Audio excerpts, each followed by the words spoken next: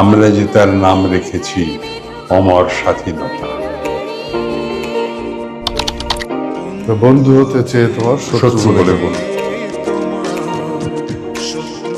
যে আসাদ আমার কাছ থেকে বিদায় নিয়ে এই যে এইখান দিয়ে ইয়ে করে ওইখানে যে রেল লাইনে উঠে রেল লাইন ধরে চলে গেল।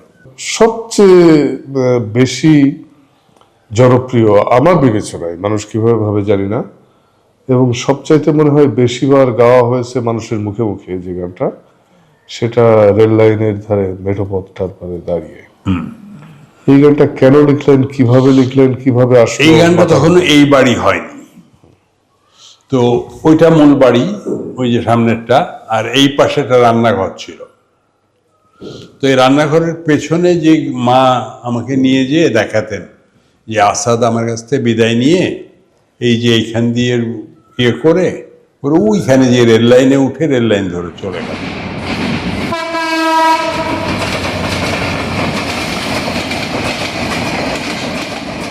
হ্যাঁ, এটা 71-এ। হ্যাঁ 71-এ। 71-এ এইটা মা আমাকে প্রায় বলতেন। এইটা থেকেই গানটা আসা, সেই রেল লাইনের ধারে মেঠোপথটার পারে দাঁড়িয়ে এক মধ্যবয়সী নারী এখনো রয়েছে হাত বাড়িয়ে। খোকা ফিরবে, ঘরে ফিরবে, কবে ফিরবে নাকি ফিরবে না।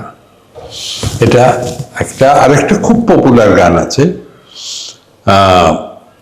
সেটা গানটা পরে নষ্ট হয়ে গেছে, পরে আবার কোন একটা শিল্পীকে দিয়ে গাইয়েছে, সে দেশে থাকে না, বিদেশে থাকে। যাই হোক, সেটা হচ্ছে যে যেখানে মাটির দাওয়ায় পিদিম জেলে, মা খোঁজে তার হারা ছেলে, হাওয়ার কাছে শোধাই ছেলের কথা। ও নদী বল গিয়ে সেই মায়ের কাছে, তার ছেলে তো ঘরেই আছে, আমরা যে তার নাম রেখেছি অমর স্বাধীনতা। এটা প্রথম রেকর্ড হয় কার কণ্ঠে? এটা প্রথম রেকর্ড